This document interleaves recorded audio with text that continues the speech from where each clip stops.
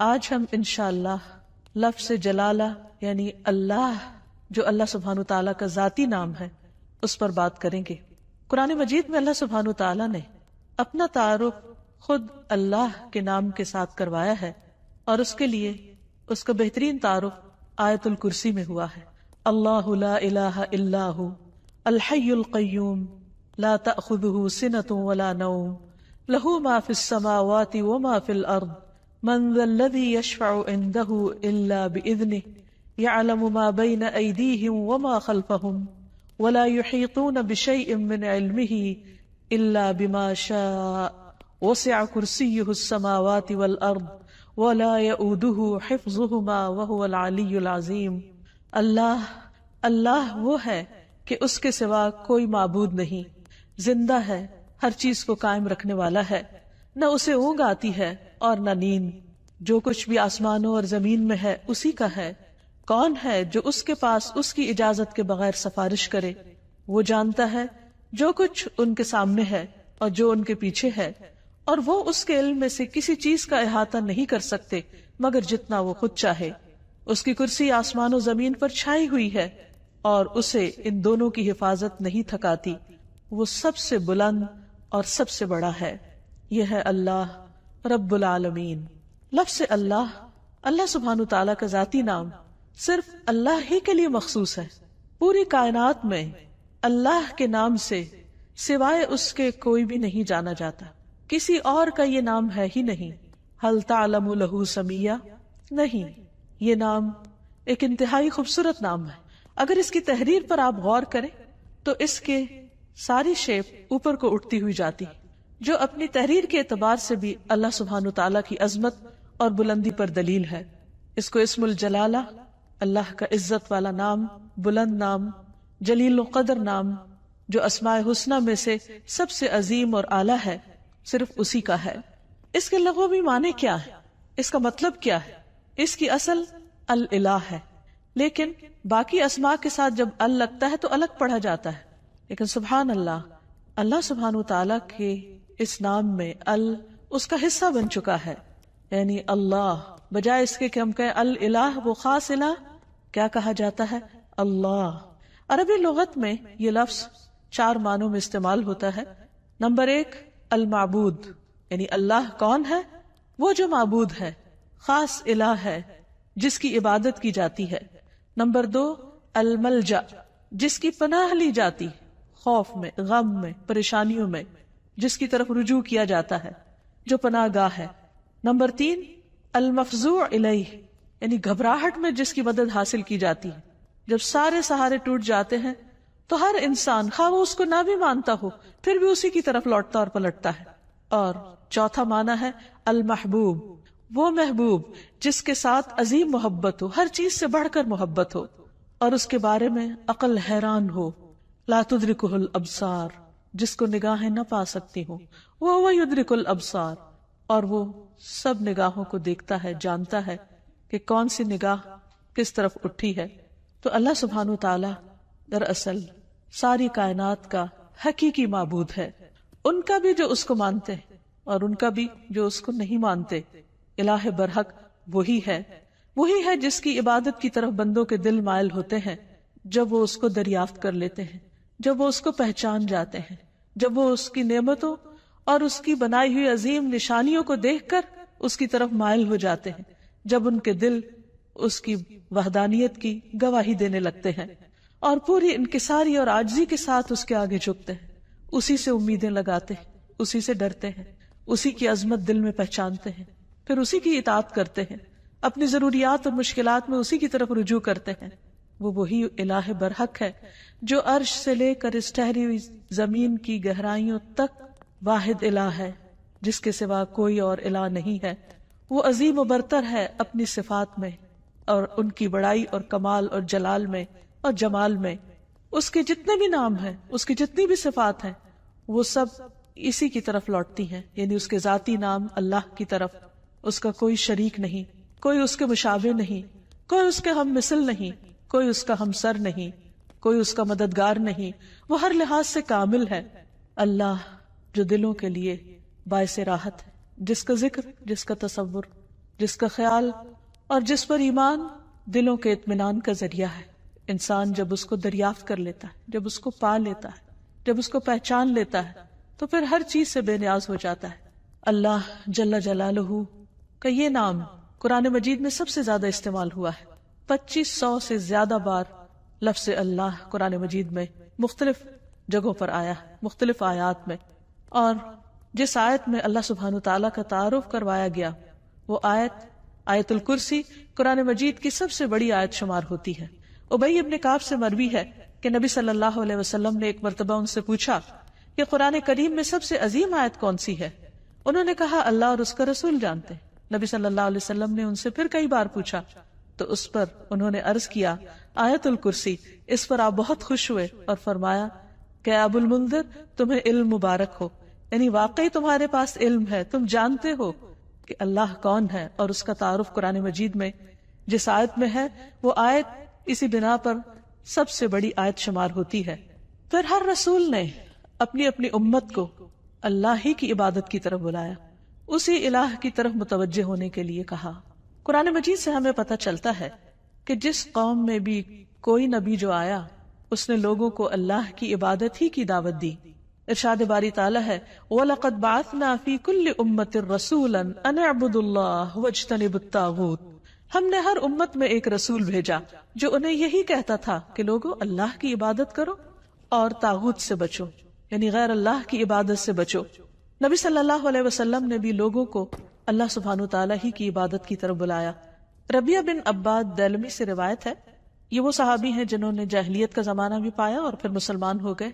تو یہ کہتے ہیں کہ انہوں نے نبی صلی اللہ علیہ وسلم کو ذو المجاز نامی بازار میں دیکھا، آپ لوگوں کو لا الہ الا اللہ کی دعوت دے رہے تھے اور فرما رہے تھے کہ یا ایھا الناس قولوا لا الہ الا اللہ تفلحوا، اے لوگو لا الہ الا اللہ کہہ دو تو تم فلاح پا جاؤ گے۔ وہ کہتے ہیں کہ آپ صلی اللہ علیہ وسلم گلیوں اور بازاروں میں داخل ہو رہے تھے، لوگ آپ کے پیچھے جاتے، آپ کے ارد گرد جمع ہو جاتے، کوئی ان سے کچھ نہیں کہہ رہا تھا اور آپ خاموش ہوئے بغیر اپنی بات دہرائے چلے جا رہے تھے، اے لوگو لا الہ الا اللہ کہہ دو فلاح پا جاؤ گے، اے لوگو لا الہ الا اللہ کہہ دو فلاح پا جاؤ گے۔ گویا انسان کی کامیابی، اس کی نجات، اس کی فلاح کا انحصار اس بات پر ہے کہ وہ ایک اللہ کو اپنا معبود سمجھے اور اس پر ایمان لے آئے۔ یہی سٹیپنگ سٹون ہے سیدھے راستے کی طرف، کامیابی کی طرف۔ اسی طرح بلحجیم قبیلہ کے ایک آدمی سے روایت ہے، وہ کہتے ہیں کہ میں نے پوچھا اے اللہ کے رسول صلی اللہ علیہ وسلم آپ کن چیزوں کی طرف دعوت دیتے ہیں، یعنی آپ کی دعوت کیا ہے، آپ لوگوں کے لیے کیا میسج لے کر آئے؟ آپ نے فرمایا میں اس اللہ کی طرف دعوت دیتا ہوں جو یکتا ہے، بس ایک ہے، وہ اللہ کہ جب تم پر کوئی مصیبت آتی ہے اور تم اسے پکارتے ہو تو وہ تمہاری مصیبت کو دور کر دیتا ہے، جب تم کسی بیابان اور جنگل میں راستہ بھول جاتے ہو اور تم اس سے دعا کرتے ہو تو وہ تمہیں اپنے اصل مقام تک پہنچا دیتا ہے، جب تم قحط سالی میں مبتلا ہوتے ہو اور اس سے دعا کرتے ہو تو وہ پیداوار ظاہر کر دیتا ہے۔ تو اس سے پتہ یہ چلتا ہے کہ ہر انسان کے اندر اللہ کی ایک ضرورت موجود ہے۔ جب وہ دیکھتا ہے کہ اس کے آس پاس کے سب سہارے گم ہو گئے ہیں تو وہ اس ہستی کو پکارتا ہے جس نے اس کو پیدا کیا اور جس نے اس کے ساتھ ضروریات رکھی اور ان ضروریات کو پورا کرنے کا انتظام بھی فرمایا۔ انسان اپنی فطرت میں اپنے رب کو پہچانتا ہے، لیکن اس کا ماحول اس کو مختلف طرح کے اندھیروں میں رکھ کر اس رب سے دور کر دیتا ہے۔ رسول اللہ صلی اللہ علیہ وسلم نے دراصل لوگوں کو انہی اندھیروں سے نکالا، من الظلمات الی النور، من الظلمات الی النور، اندھیروں سے روشنی کی راہ دکھائی اور انہیں اپنے رب کے ساتھ جوڑا۔ پھر یہ کہ لفظ اللہ کے کچھ خصائص بھی ہیں۔ اس لفظ کی سب سے پہلی خصوصیت ہے کہ یہ اللہ سبحانہ وتعالیٰ کا اسم اعظم ہے۔ امام غزالی کہتے ہیں کہ جان لو کہ یہ نام 99 ناموں میں سب سے زیادہ عظیم ہے، کیونکہ یہ اس ذات الہیہ پر دلالت کرتا ہے جو تمام صفات الہیہ کو جمع کرنے والی ہے۔ یہ اس ذات کا نام ہے جس کی ساری صفات ہیں، یہاں تک کہ کوئی بھی صفت اس سے جدا نہیں ہوتی، یعنی باقی ساری صفات اسی کی ہیں، یعنی اللہ سبحانہ وتعالیٰ کی۔ پھر ہم دیکھتے ہیں کہ یہ نام ہر حدیث میں وارد ہوا ہے۔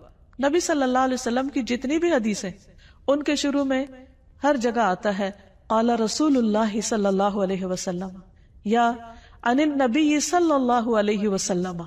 تو حدیث کا جتنا بھی ذخیرہ ہے، جتنا بھی خزانہ ہے، اس میں سے ہر حدیث میں اللہ سبحانہ وتعالی کا نام آتا ہے، اسی کی طرف نسبت جاتی ہے. پھر اسی طرح تمام اسماء حسنہ کی نسبت اللہ کی طرف ہے. وَلِلَّهِ الْأَسْمَاءُ الْحُسْنَى، اور اللہ ہی کے لیے ہیں سارے اچھے اچھے نام. فَادْعُوهُ بِهَا، بس تم اس کو ان ناموں کے ساتھ پکارو. یعنی کیسے کہا جاتا ہے؟ اللہ کون ہے؟ وہ جو الرحمن، الرحیم، القدوس، السلام ہے. یعنی یہ سب اللہ کے نام ہیں. یہ نہیں کہا جاتا کہ اللہ الرحمن کا نام ہے یا اللہ العزیز کا نام ہے. نہیں، العزیز اور الرحمن دراصل اللہ سبحانہ وتعالی کے نام ہیں یا اس کی صفات ہیں. پھر یہ ہے کہ یہ نام سب سے زیادہ پکارا جاتا ہے. مثلاً دعاؤں کو اگر ہم دیکھیں، نبی صلی اللہ علیہ وسلم نے اللہ سبحانہ وتعالی کو جن ناموں سے پکارا ان میں سب سے زیادہ یہی نام آتا ہے اللہم کے ساتھ. خود درود شریف کا آغاز بھی اللہم کے ساتھ ہوتا ہے. تو اللہ ہے، اللہ. تو میم آخر میں جو مشدد ہے، یہ کیا چیز ہے؟ یہ دراصل عربی کا ایک قاعدہ ہے، شروع میں یا کا لفظ لگانے کی بجائے آخر میں میم کا مطلب ہے یہاں پر یا. جیسے ہم کہتے ہیں یا اللہ، تو اسی طرح اللہم کا مطلب ہے اے اللہ. حسن بصری کہتے ہیں اے اللہ دعاؤں کے مرکز. جب مانگنے والا کہتا ہے یا اللہ میں تجھ سے سوال کرتا ہوں، گویا وہ یہ کہتا ہے کہ میں اس اللہ سے دعا کرتا ہوں جس کے سب اچھے اچھے نام ہیں اور جس کے بلند نام اور بلند صفات ہیں. پھر یہ بھی یاد رکھیے کہ مخلوق میں سے کسی کے اندر آج تک جرت نہیں ہوئی کہ وہ اپنا یا کسی اور کا نام اللہ رکھ دے. اللہ سبحانہ وتعالیٰ نے سب کی زبانیں پکڑ رکھی کہ یہ نام اس کے سوا کوئی اور رکھ ہی نہیں سکتا، یہ صرف اسی کی خصوصیت ہے. اور پھر یہ کہ تمام امتیں اس نام سے متعارف ہیں، کوئی اس نام کا انکار نہیں کرتی. پھر اسی طرح ہم دیکھتے ہیں کہ ہماری نماز کے ہر ایکشن میں یہ نام لیا جاتا ہے. مثلا نماز کا آغاز ہوتا ہے تکبیر تحریمہ سے. آغاز میں پہلا لفظ ہی کیا ہے؟ اللہ اکبر، اللہ سب سے بڑا ہے. پھر دعا استفتاح ہے، اس میں آتا ہے سبحانک اللہم و بحمدک، اللہ کا نام ہے. رکوع میں ہم جو دعائیں مانگتے ہیں ان میں سے دعا ہے سبحانک اللہم ربنا و بحمدک. پھر قوما میں جب کھڑے ہوتے ہیں سمع اللہ لمن حمدہ. پھر سجدے میں جاتے ہیں تو کہتے ہیں اللہم لک سجدت، اے اللہ میں نے تیرے لیے سجدہ کیا. پھر تشہد کی دعاؤں میں سے ہے اللہم اغفر لی ما قدمت وما اخرت وما اسررت وما اعلنت، اے اللہ مجھے بخش دے جو بھی میں نے پہلے گناہ کیے، جو بعد میں کیے، جو چھپ کے کیے اور جو ظاہری طور پر کیے. پھر نماز کے اختتام کس پر ہوتا ہے؟ السلام علیکم ورحمۃ اللہ. اس میں بھی اللہ کا نام لیا جاتا ہے. تو گویا پورا دن ہم اس کی تکرار کرتے رہتے ہیں، نمازوں کے اندر بھی اور نمازوں کے باہر بھی. دن کا آغاز ایک مسلمان کس طرح کرتا ہے؟ سب سے پہلے دعا مانگتا ہے الحمدللہ الذی احیانا بعد ما اماتنا. گویا آنکھ کھلتے ہی پہلا لفظ جو اس کی زبان پر آتا ہے وہ اللہ کے شکر کا ہے، الحمدللہ. پھر اسی طرح مختلف کام کاج کرتے ہوئے اگر چھینک آ جاتی ہے تو الحمدللہ. کسی اچھی چیز کو دیکھتا ہے انسان تو سبحان اللہ، اللہ کی قدرت یاد آتی ہے. پھر کسی چیز پر حیران ہوتا ہے کہتا ہے ماشاء اللہ. پھر اسی طرح کوئی گناہ ہو جاتا ہے تو کہتا ہے استغفر اللہ. بلندی کی طرف چڑھنے لگتا ہے تو کہتا ہے اللہ اکبر. نیچے کو اترنے لگتا ہے تو کہتا ہے سبحان اللہ. پھر اسی طرح دن کے سارے کام کاج کرتے ہوئے جب رات کو سونے لگتا ہے تو دائیں طرف لیٹتے ہوئے اپنا دائیں ہاتھ اپنے دائیں گال کے نیچے رکھ کر اپنے رب کو پکارتا ہے اللہم بسمک اموت و احیا. پھر اسی طرح اس نام کی کچھ اور خصوصیات ہیں، اور وہ یہ کہ عربی میں قسم کے لیے جو تا استعمال ہوتی ہے وہ صرف اسی نام پر وارد ہوتی ہے، تاللہ. پھر اسی طرح اس لفظ کا خاصہ یہ ہے کہ الحمد کا استعمال صرف اللہ کے ساتھ ہوتا ہے. یہ نہیں ہوتا الحمد الرحمن، الحمد للرحمن یا الحمد للرحیم، نہیں، الحمد للہ. اسی طرح باقی بھی بہت سے جب ہم دعائیں اللہ تعالیٰ سے مانگتے ہیں یا اللہ تعالیٰ کی تعریف بیان کرتے ہیں تو لفظ اللہ ہی کے ساتھ کر رہے ہوتے ہیں. پھر اس نام کی بہت سی برکات بھی ہیں. یعنی یہ صرف ایسا نہیں کہ صرف ایک نام ہے، بلکہ یہ ہماری روح اور ہمارے دل کی زندگی ہے. جب ہم تکلیف میں ہوتے ہیں، جب ہم کسی بھی طرح تنہا محسوس کرتے ہیں تو یہ نام ہمارے اندر سے تنہائی کا احساس ختم کر دیتا ہے. اللہ سبحانہ وتعالیٰ کا یہ نام یعنی اللہ جو اس کا ذاتی نام ہے، یہ صرف ایک نام ہی نہیں، اس کی بہت سی برکات بھی ہیں، اس کے بہت سے فائدے ہیں. یہ صرف اس کا نام نہیں، یہ اس کی پہچان بھی ہے، اور یہ ہماری دل، روح اور جان کی زندگی ہے. ہم جب تنہا ہوتے ہیں تو جو ہی اس کا نام لیتے ہیں یوں لگتا ہے کوئی تنہائی نہیں. جب خوف زدہ ہوتے ہیں اور اس کو پکارتے ہیں تو لگتا ہے کوئی خوف نہیں. ایک دم دلوں کو قرار آ جاتا ہے، تسکین مل جاتی ہے. اگر انسان تکلیف کے وقت بسم اللہ کہتا ہے تو اس کی تکلیف دور ہو جاتی ہے. حضرت جابر کہتے ہیں کہ جب غزوہ احد میں طلحہ رضی اللہ عنہ کی انگلی کٹی تو انہوں نے سی کہا، جسے عام طور پر ہمارا ریاکشن ہوتا ہے. تو رسول اللہ صلی اللہ علیہ وسلم نے فرمایا اگر تم اس وقت بسم اللہ کہتے، یعنی سی کرنے کی بجائے اللہ کے نام کو یاد کرتے تو فرشتے تمہیں اٹھا لیتے اس حال میں کہ لوگ تمہیں دیکھ رہے ہوتے. یعنی اتنی قوت ہے اس نام کے اندر. پھر اسی طرح ہم ہر کام کے شروع میں بھی بسم اللہ پڑھتے ہیں اور اس سے اس کام میں برکت ہو جاتی. مثلا کھانا کھاتے وقت اگر کھانا بسم اللہ سے شروع کیا جائے تو اس کھانے میں برکت ہو جاتی. حضرت عائشہ سے روایت ہے کہ ایک مرتبہ نبی صلی اللہ علیہ وسلم اپنے 6 صحابہ کے ساتھ بیٹھ کر کھانا کھا رہے تھے کہ ایک دیہاتی اچانک آیا اور اس نے بسم اللہ پڑھے بغیر کھانا شروع کیا اور 2 لقموں میں سارا کھانا سمیٹ گیا. تو آپ صلی اللہ علیہ وسلم نے فرمایا اگر یہ بسم اللہ پڑھ لیتا تو تم سب کو یہ کھانا کفایت کر جاتا. یعنی اگر بسم اللہ سے یہ آغاز کرتا تو 6 میں اگر 7واں بھی شامل ہو جاتا تو سب کی بھوک دور ہو جاتی. اور اس موقع پر آپ نے یہ تعلیم دی کہ جب تم میں سے کوئی شخص کھانا کھائے تو اسے اس پر بسم اللہ پڑھ لینی چاہیے، اور اگر وہ شروع میں بسم اللہ بھول جائے تو یاد آنے پر بسم اللہ اولہ و آخرہ پڑھ لیا کرے. وحشی بن حرب اپنے والد سے اور وہ ان کے دادا سے روایت کرتے ہیں کہ ایک مرتبہ ایک شخص نے کہا کہ ہم کھانا تو کھاتے ہیں لیکن ہماری بھوک ختم نہیں ہوتی. آپ نے فرمایا شاید تم الگ الگ کھاتے ہو تو تم اکٹھے ہو کر کھایا کرو، مل کر کھایا کرو، اور کھانے کے وقت بسم اللہ پڑھ لیا کرو. اس طرح اللہ تعالیٰ تمہارے کھانے میں برکت ڈال دے گا.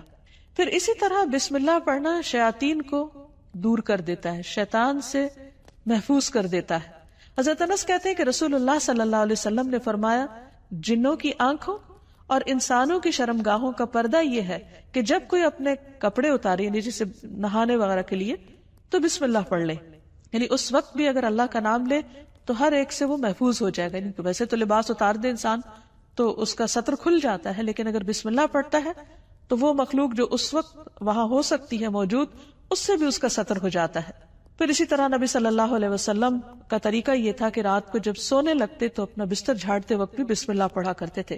ابو ہریرہ کہتے ہیں کہ رسول اللہ صلی اللہ علیہ وسلم نے فرمایا جب تم میں سے کوئی اپنے بستر پر جائے تو اپنے تہبند کے پلو سے یعنی اس کا ایک کونا پکڑے اور اس سے اپنے بستر کو جھاڑے اور ساتھ بسم اللہ پڑھے، کیونکہ وہ نہیں جانتا کہ کون اس کے بعد اس کے بستر پر آیا. ہو سکتا ہے کوئی ایذا دینے والا، تکلیف دینے والا کیڑا مکوڑا ہو.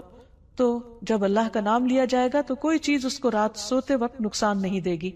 لیکن اس کے برعکس جب کوئی شخص اللہ کا نام نہیں لیتا تو پھر وہ کئی قسم کے نقصان اٹھا سکتا ہے. مثلا کھانے میں اگر بسم اللہ نہیں پڑھی تو وہ چیز شیطان کا رزق بن سکتی.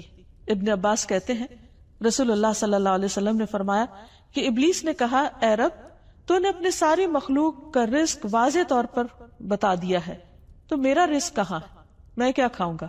فرمایا ہر وہ چیز جس پر میرا نام نہ لیا جائے وہ تمہارا رزق ہے. تو اس سے آپ اندازہ لگائیے کہ ہم جب کھانے پر اللہ کا نام نہیں پڑھتے تو یہ معمولی سی بات نہیں ہے، ہم دراصل اپنا ہی کھانا اپنے دشمن کو کھلا رہے ہوتے ہیں. پھر اسی طرح جب انسان گھر میں داخل ہوتا ہے تو گھر میں داخل ہوتے وقت اگر اللہ کا نام نہیں لیتا اور کھانا کھاتے وقت اللہ کا نام نہیں لیتا تو شیطان کہتا ہے کہ آج اس گھر میں تمہارے لیے کھانا بھی ہے اور رات گزارنے کی جگہ بھی ہے. لیکن اگر بسم اللہ پڑھتا ہے انسان تو وہ کہتا ہے کہ آج اس گھر میں نہ کھانا ہے اور نہ تمہاری رات گزارنے کی جگہ ہے. پھر اسی طرح جس مجلس میں اللہ کا نام نہ لیا جائے وہ مجلس قیامت کے دن انسان کے لیے حسرت کا باعث بنے گی. رسول اللہ صلی اللہ علیہ وسلم نے فرمایا جو لوگ کسی جگہ پر مجلس کریں لیکن اس میں اللہ کا ذکر نہ کریں وہ ان کے لیے قیامت کے دن حسرت کا باعث ہوگی. اور جو آدمی کسی راستے پر چلتے ہوئے اللہ کا ذکر نہ کرے وہ چلنا بھی قیامت کے دن اس کے لیے حسرت کا باعث ہوگا. جو آدمی اپنے بستر پر آئے لیکن اللہ کا نام نہ لے وہ اس بستر پر آنا بھی اس کے لیے باعث حسرت ہوگا. یعنی زندگی میں کوئی بھی کام کاج کرتے وقت جب اس کام کاج میں اللہ کا ذکر نہیں ہوتا، اللہ کی یاد نہیں ہوتی، اللہ کا نام نہیں ہوتا تو قیامت کے دن ایسے سارے اعمال انسان کے لیے حسرت و یاس کا ذریعہ بن جائیں گے. کیونکہ جس کام کو انسان بسم اللہ پڑھ کر شروع کرتا ہے وہ کام اس کے لیے عبادت ہو جاتا ہے. کھانا کھانا بظاہر صرف دنیا کا ایک کام ہے، یعنی دنیاوی کام ہے، بظاہر دیکھنے میں کوئی عبادت نہیں ہے، لیکن صرف بسم اللہ پڑھ کر جب آغاز کرتا ہے انسان تو وہ سارا کھانے کا عمل اس کے لیے عبادت بن جاتا ہے. اللہ کا نام لے کر انسان اپنے بستر میں جاتا ہے تو وہ سونا عبادت بن جاتا ہے. وہ واک کر رہا ہے، اللہ کا ذکر کر رہا ہے، گھر سے نکلتا ہے بسم اللہ توکلت علی اللہ پڑھتا ہے، وہ گھر سے نکلنا اس کے لیے عبادت بن جاتا ہے اور اس کو شیاطین کے شر اور دیگر شر سے محفوظ رکھنے کا ذریعہ بن جاتا ہے. اللہ سبحانہ وتعالی نے مختلف چیزوں کے ساتھ اپنے اس نام کو رکھ کر انہیں شرف اور عزت بھی بخشا. مثلا بیت اللہ، اللہ کا گھر، یہ نہیں کہ اللہ تعالیٰ وہاں رہتے ہیں، لیکن اس گھر کو عزت اور شرف بخشی اپنے نام کی طرف نسبت دے کر. پھر اسی طرح آپ نے فرمایا نبی صلی اللہ علیہ وسلم نے کہ 3 لوگ اللہ کے وفد ہیں، یعنی اللہ تعالیٰ ان کو اپنا وفد کہتے ہیں، اپنا ڈیلیگیشن. غازی، حج کرنے والا اور عمرہ کرنے والا، ان کو بھی اللہ سبحانہ وتعالیٰ نے عزت اور شرف بخشی اپنے نام کے ساتھ. پھر اسی طرح کچھ لوگوں کو اللہ تعالیٰ نے اہل اللہ کہا ہے، یعنی اللہ کے اہل. انس رضی اللہ عنہ سے مروی ہے کہ رسول اللہ صلی اللہ علیہ وسلم نے فرمایا لوگوں میں سے کچھ اہل اللہ ہوتے ہیں. آپ نے پوچھا اہل اللہ کون لوگ ہوتے ہیں؟ فرمایا اہل قرآن. اہل قرآن ہی اہل اللہ اور اس کے خاص لوگ ہیں، یعنی قرآن پڑھنے والوں کو اللہ سبحانہ وتعالیٰ نے عزت اور شرف بخشی. پھر اسی طرح مساجد اللہ قرآن مجید میں آتا ہے، اللہ کی مسجدیں. پھر کچھ لوگوں کو اللہ کے پڑوسی کہا گیا. رسول اللہ صلی اللہ علیہ وسلم نے فرمایا اللہ تعالیٰ قیامت کے دن اعلان کریں گے میرے پڑوسی کہاں ہیں، میرے پڑوسی کہاں ہیں. فرشتے پوچھیں گے اے رب کسے زیب دیتا ہے کہ وہ تیرے پڑوس میں آئے، تیرا پڑوسی بنے. اللہ تعالیٰ فرمائے گا مساجد کو آباد کرنے والے کہاں ہیں، یعنی مسجد کو اللہ نے اپنا گھر کہا اور مسجد کی خدمت کرنے والے کو اپنا پڑوسی کہا. پھر اسی طرح جو لوگ اللہ کے دین کی خدمت کریں، اس کی مدد کریں، ان کو اللہ تعالیٰ نے انصار اللہ کہا اور اس کے لیے دعوت عام بھی دی.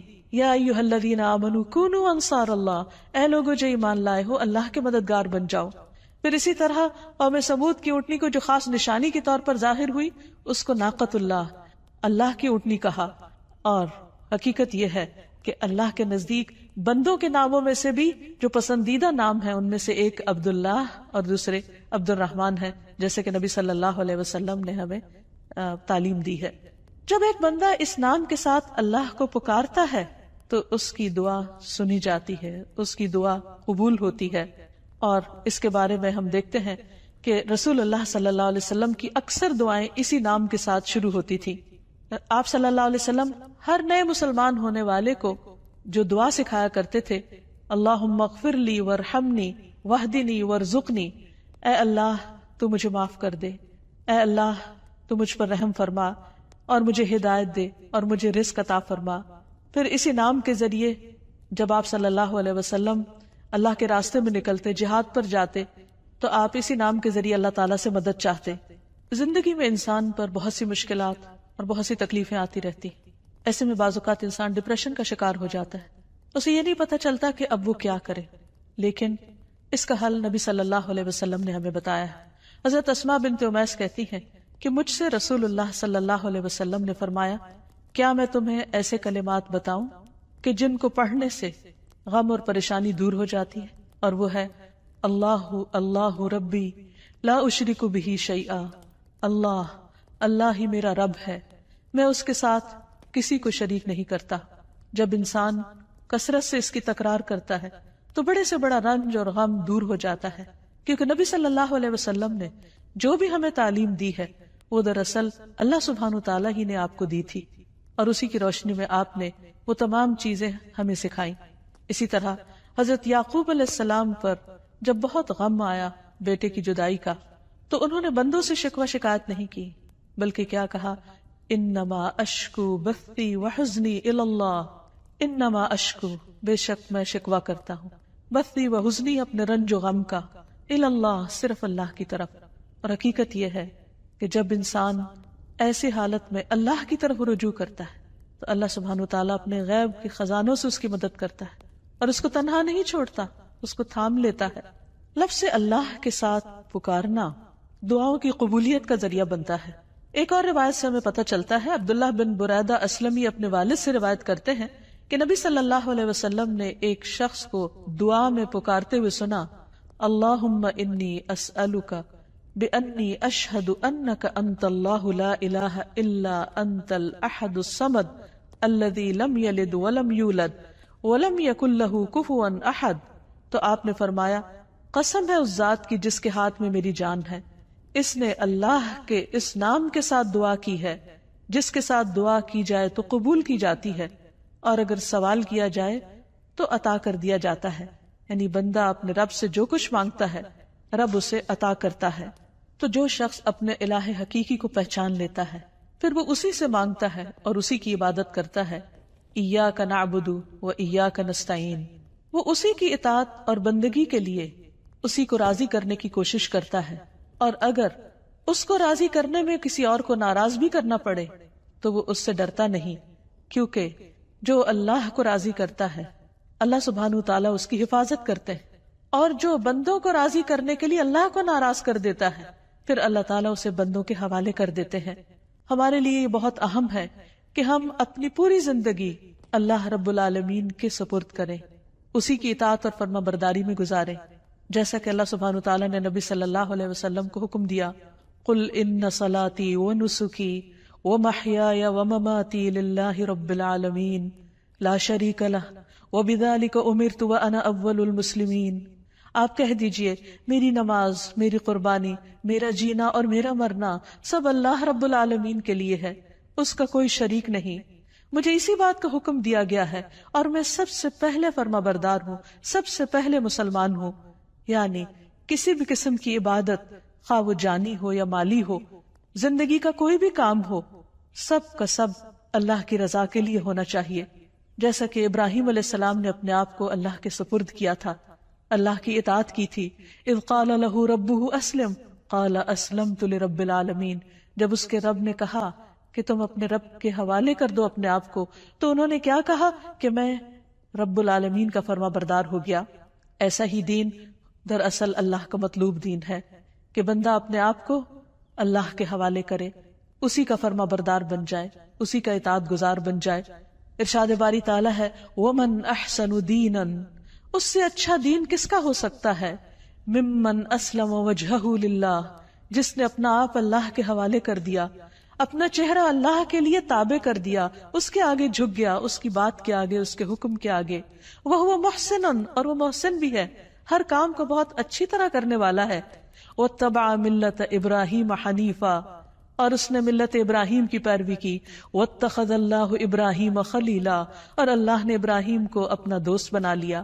تو جو شخص اللہ کی اطاعت اور فرما برداری کرتا ہے وہ اللہ کا خاص بندہ بن جاتا ہے، اور جو اللہ کا خاص بندہ ہوتا ہے وہ دنیا میں سب سے زیادہ خوش قسمت ہوتا ہے، کیونکہ اسے دنیا کے کسی بڑے کا فیور نہیں، اللہ کا فیور اور اللہ سبحانہ تعالیٰ کی رحمت اور بخشش اور عنایت اور رضا اس کو حاصل ہو جاتی ہے.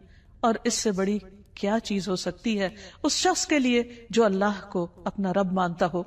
اسی لیے ایسا بندہ جب رات کو سونے لگتا ہے تو اپنا سب کچھ اللہ کے سپرد کر دیتا ہے، اور یوں اللہ سبحانہ تعالیٰ کے آگے عاجزی اور فریاد کرتا ہے، اللہم اسلمت نفسی الیک ووجہت وجہی الیک وفوضت امری الیک والجأت ظہری الیک رغبتا ورہبتا الیک لا ملجا ولا منجا منک الا الیک آمنت بکتابک الذی انزلت وبنبیک الذی ارسلت.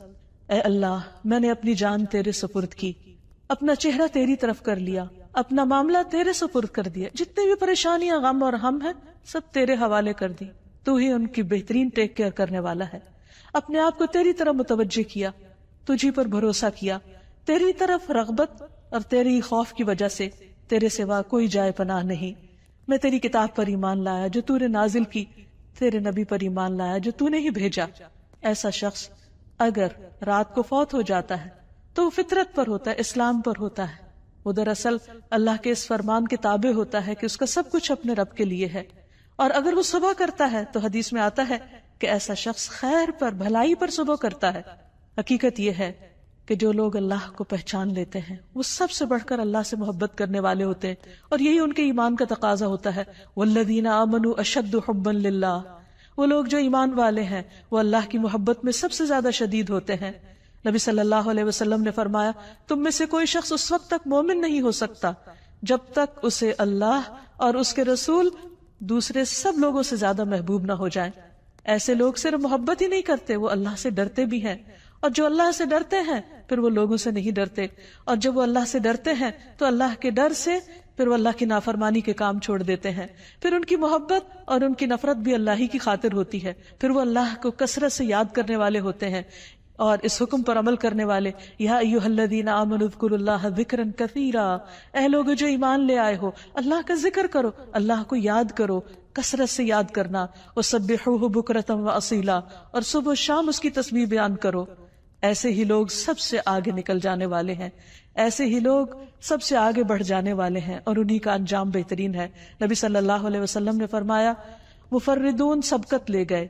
لوگوں نے پوچھا اللہ کے رسول صلی اللہ علیہ وسلم وہ کون ہے؟ آپ نے فرمایا اللہ کا بہت زیادہ ذکر کرنے والے مرد اور عورتیں۔ اللہ سے دعا ہے کہ اللہ تعالی ہمیں ان لوگوں میں شامل کر لے جو سب سے زیادہ اس کو یاد کرنے والے ہیں، کیونکہ اسی میں دلوں کا اطمینان، دلوں کی راحت اور آخرت کی کامیابی ہے۔